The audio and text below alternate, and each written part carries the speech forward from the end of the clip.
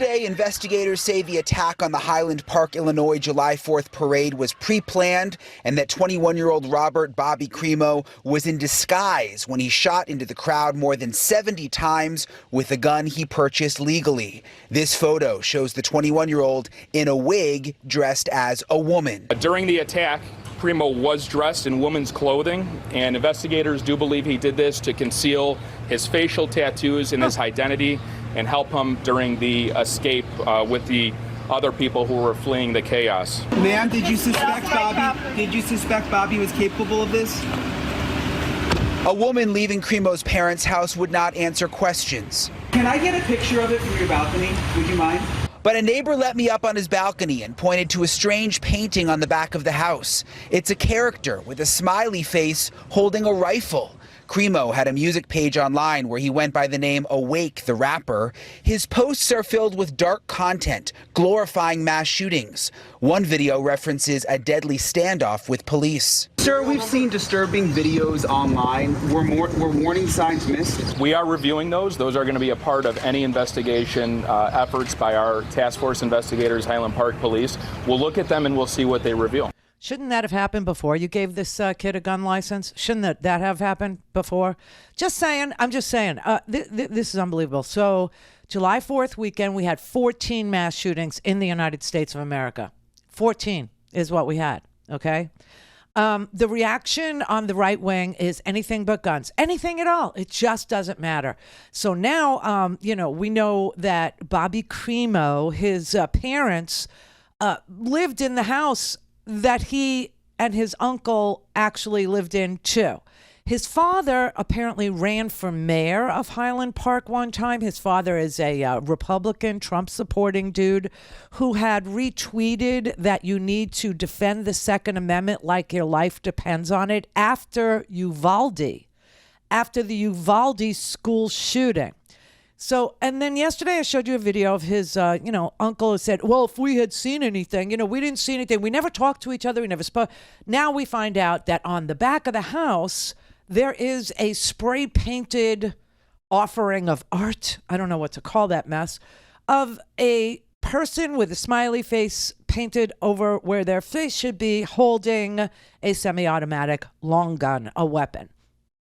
Now his uncle missed that, completely missed that. And people are asking, how did this kid who hasn't worked in 2 years, how could he afford to buy weapons? Well, either he was monetizing his YouTube channel and was able to, get some money that way, or daddy bought it for him. His dad owns a couple of stores. His dad owns a deli. His dad owns another store. And the suspect's father, by the way, Crimo confessed today. He was in court and he actually confessed to doing the parade shooting. And under questioning, he told the police that when he was fleeing, he went to Madison, Wisconsin. He had driven from Highland Park, Illinois to Madison, Wisconsin. And he saw that Madison was having a 4th of July celebration. And he seriously considered shooting that one up too. But he didn't do it because he said he didn't have proper prior planning. And so he said, well, to himself, I won't do this because I didn't plan it and I need to plan so I don't get caught, and I didn't do enough planning. So Madison, you were spared. You were in the bullseye. You were another target of this deranged family. Okay. So it turns out that his father actually sponsored his gun permit application. It was his dad that did it. Yeah, his dad, which is really fascinating considering that his family on April 19th or in April of 19 called the police. They called the police to tell the police their son was suicidal. The police responded about a week later and did nothing, said, okay, well, you'll take him to get mental health care. Right. Okay, bye-bye.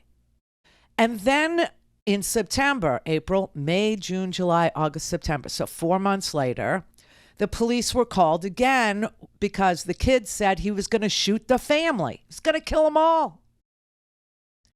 And they did a cursory inspection of the abode of the premises, and they found 16 knives. 16 knives.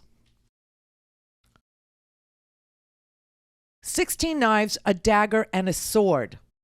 They made no arrest. They made no arrest. A month later, Dad called up the police and tells the police, "Those knives were mine. I want them returned." And they did. They returned the knives.